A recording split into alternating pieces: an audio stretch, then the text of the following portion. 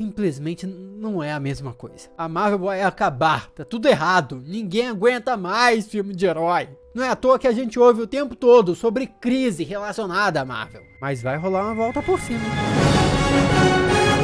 Olá, como vai? Tudo bem? Eu sou o Miguel Loquia e a Marvel Studios completa em 2023 15 anos desde o lançamento de Homem de Ferro em 2008, que marcou, né, o início do universo cinematográfico. Homem-Formiga e a Vespa Quantumania já é o filme número 31 da Marvel Studios, e isso sem falar dos filmes que vieram antes, mas que também fazem parte do universo de super-heróis, como Blade em 98, X-Men em 2000 e Homem-Aranha em 2002, que se for contar com o multiverso da Marvel, que pode trazer esses personagens de volta, pô, aí daria até para considerar esses filmes aí como parte do multiverso cinematográfico da Marvel também, mas aí é outra história. O que tá rolando no momento? Quantumania teve a maior queda de bilheteria na história da Marvel. Isso aconteceu depois do filme se manter no topo depois de 2 semanas seguidas nos Estados Unidos, arrecadando 69,7% a menos no segundo fim de semana, em relação ao fim de semana de estreia. Esse é o pior número desde Viúva Negra e Thor 4, e pode ter sido pelas críticas negativas e pelas avaliações de sites como o CinemaScore e o Rotten Tomatoes. No entanto, a previsão é de que ele vá superar os números dos 2 filmes anteriores do Homem-Formiga, o que pode sim continuar sendo pouco para um filme que é a apresentação do grande vilão Kang no UCM, mas ainda assim é satisfatório para um filme do Homem-Formiga. Invariavelmente, toda essa conversa reacendeu um debate na internet de que as pessoas estariam cansadas de filmes de super-herói e que a Marvel estaria em crise criativa. E essa não é a primeira vez nem a última vez que nós vamos ouvir falar disso. Mas o que a Marvel Studios está fazendo a respeito dessa situação?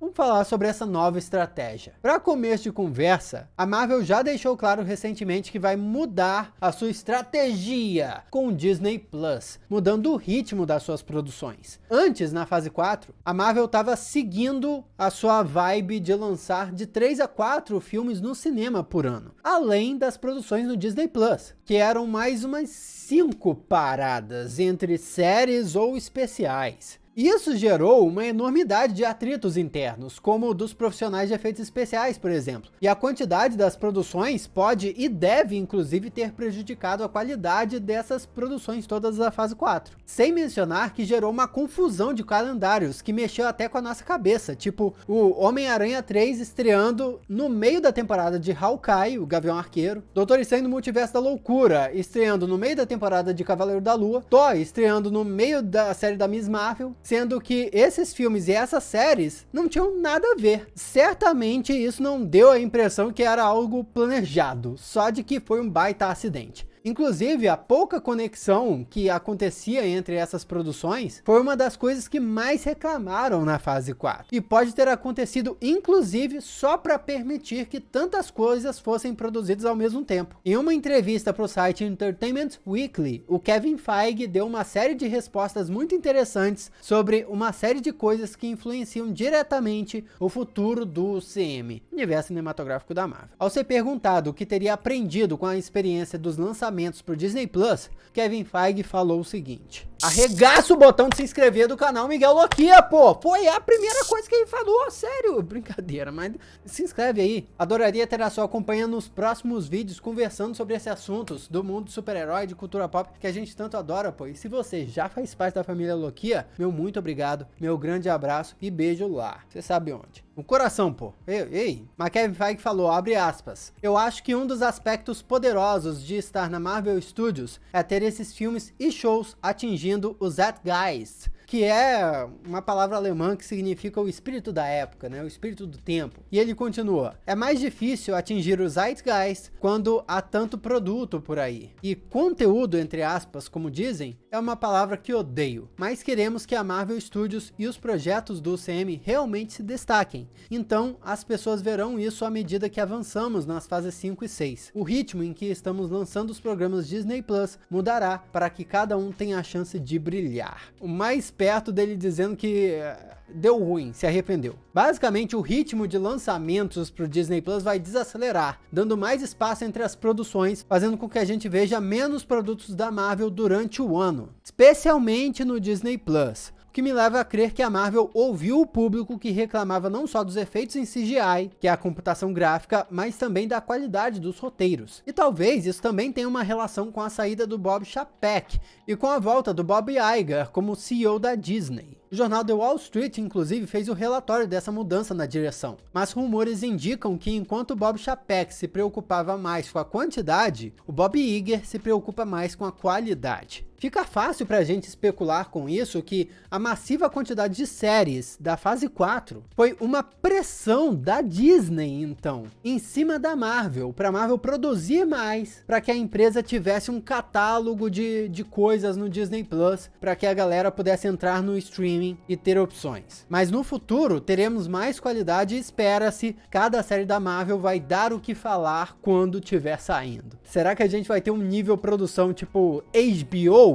Espero que sim, né? Será? Somada a essa estratégia, a Marvel também tem outra carta na manga para chamar a atenção da galera: Mutantes e X-Men. Isso é algo que nós esperamos há muito tempo e que nos leva a perguntar quando é que nós finalmente vamos ver os X-Men inseridos ao UCM. Porque sim, mutantes já foram mencionados em produções, tipo o Namor já diz que é um mutante, a Kamala, Miss Marvel, já foi apresentada como mutante, mas e X-Men? Cadê Wolverine, Ciclope, etc. Isso é importante não só para nós, mas para o próprio Kevin Feige, que para quem não sabe, o Kevinho, o cabeça grande, o cabeção manda-chuva da Marvel Studios, começou a carreira dele trabalhando com produções de filmes de herói lá como produtor, no primeiro X-Men, lançado nos anos 2000, quando ele tinha 26 aninhos de idade. Tudo graças ao grande conhecimento que ele tinha sobre quadrinhos da Marvel. Ele falou mais sobre os X-Men na entrevista que ele deu para o site The Guardian. Abre aspas. É incrível. E temos Hugh Jackman voltando para o nosso primeiro filme de Deadpool no UCM. Esse é o nosso primeiro filme R-rated, ou seja, um filme com classificação para adultos. Ter Hugh de volta é incrível. Para mim, pessoalmente, foi aí que comecei. Lembro-me de estar sentado atrás da câmera, bem atrás da câmera, em sua audição para o filme. Foi sua primeira audição no set e ele voou para Toronto para fazer uma leitura com Anna Paquin. Para ele, para mim e para todos os fãs da Marvel é inacreditável o que aconteceu nesses 23 anos.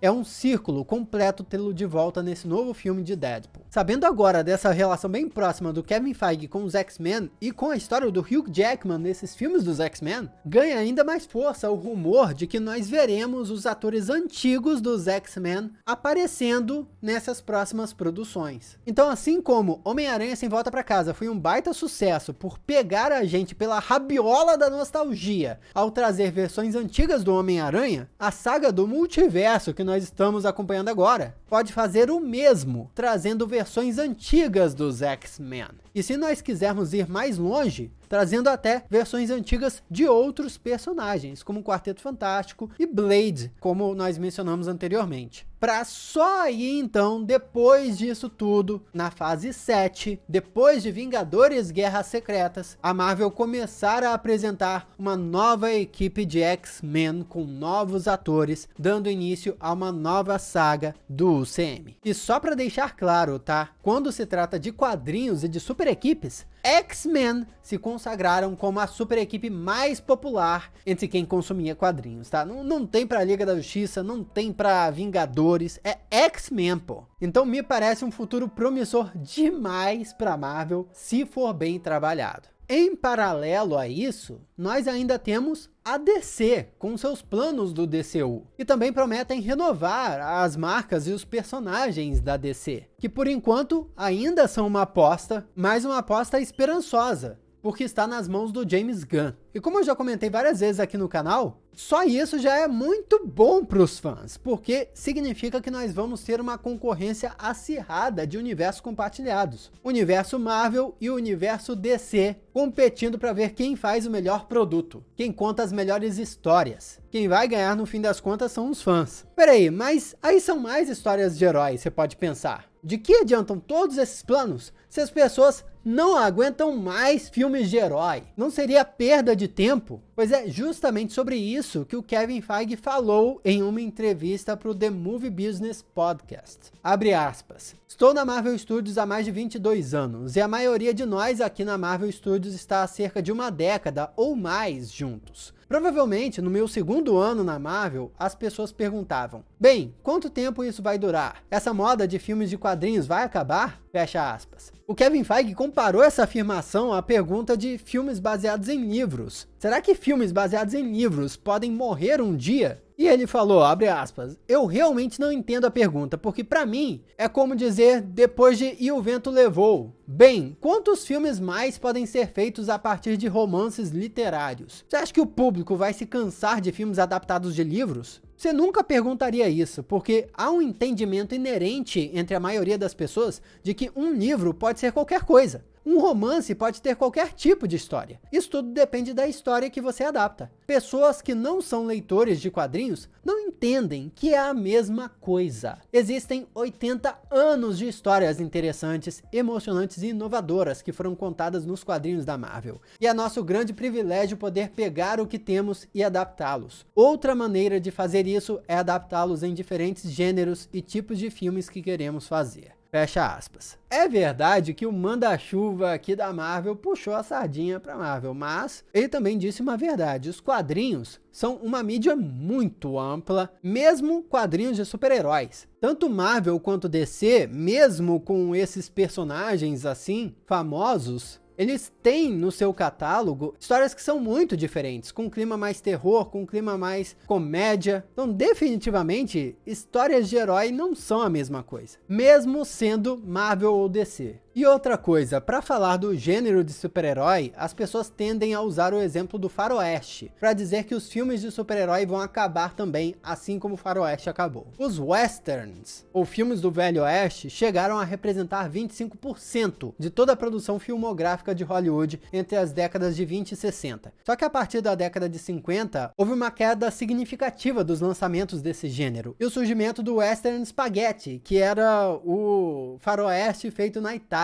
que durou até o início dos anos 70. E daí, depois disso, o western deixou de ser uma febre. Ou seja, parece ser uma clara linha de decadência. Só que aí tá o pulo do gato. A essência do gênero Velho Oeste não parou de ser reproduzida. Não pararam de lançar filmes que seguem os mesmos objetivos, onde homens durões com arma na mão lutam contra os bandidos. Só mudaram a roupagem, pô. O gênero pode ter mudado, mas a essência tava ali. Nessa metáfora, a arma na mão do western equivale ao superpoder dos super-heróis, que podem ser replicados em qualquer gênero, porque filme de herói não é um gênero por si só. Capitão América 2, Soldado Invernal, por exemplo, é um baita thriller de espionagem. Guardiões da Galáxia é ação e comédia. Deadpool 3 já será um filme para maiores de idade e até tem terror, buscando seu lugar na Marvel, com Doutor Estranho 2 no Multiverso da Loucura e Lobisomem na Noite. Então, assim, estar de saco cheio de filmes ruins, eu até entendo, mas estar de saco cheio de filmes de heróis, sinceramente, saco cheio de quem diz que tá de saco cheio disso. Comenta aqui o que você acha desse assunto todo, vamos trocar uma ideia a respeito. Aqui do lado tem outros vídeos que você já pode assistir, clica aí, continua no canal. Muito obrigado pela sua companhia fenomenal.